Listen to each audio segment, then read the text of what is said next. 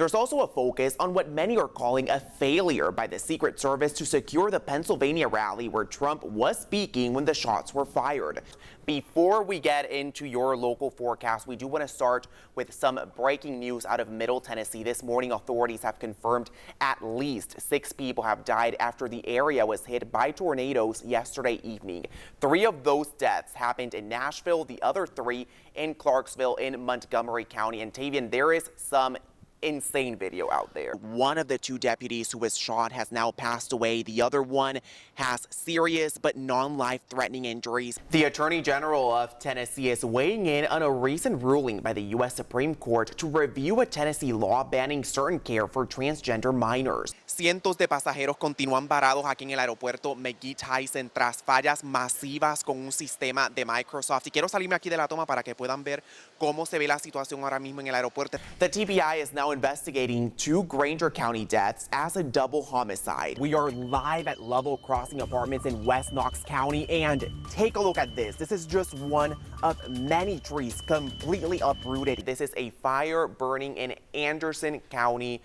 There are no reports of injuries or homes damaged as of now, and of course we will continue to keep you updated as we learn more throughout the day. We're told the zoo shut down Kids Cove, implemented CDC treatment guidelines, and even tested the goats and sheep for the parasite.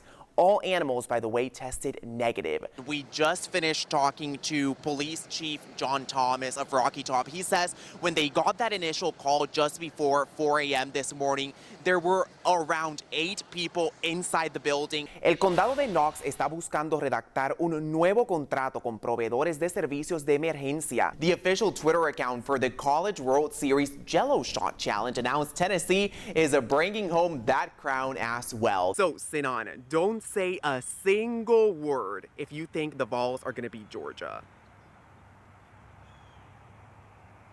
There you go. That's what I call confidence.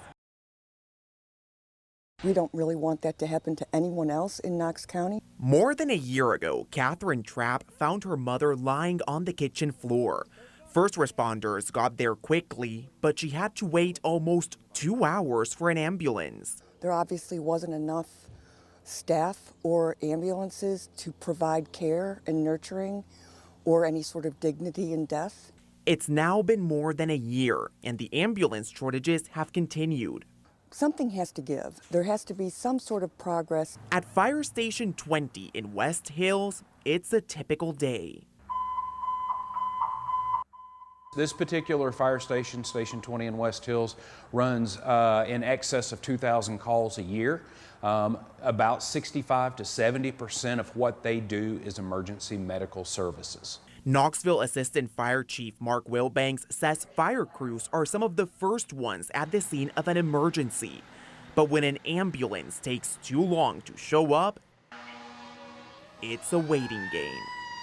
And that creates a situation where if other emergencies occur in the fire crew's first district, then they may not be able to respond to it, and a fire truck from a further distance off may have to respond. It could be 15 minutes, or it could be an hour to an hour and a half. We've even seen 2-hour waits before. But AMR says the problem is not necessarily a lack of ambulances, as you can see here, but more a need for more workers to actually run the vehicles. There's a national shortage of EMTs and paramedics. Joshua Spencer with AMR says they are about 70% staffed, which includes about 170 clinicians, EMTs, and paramedics.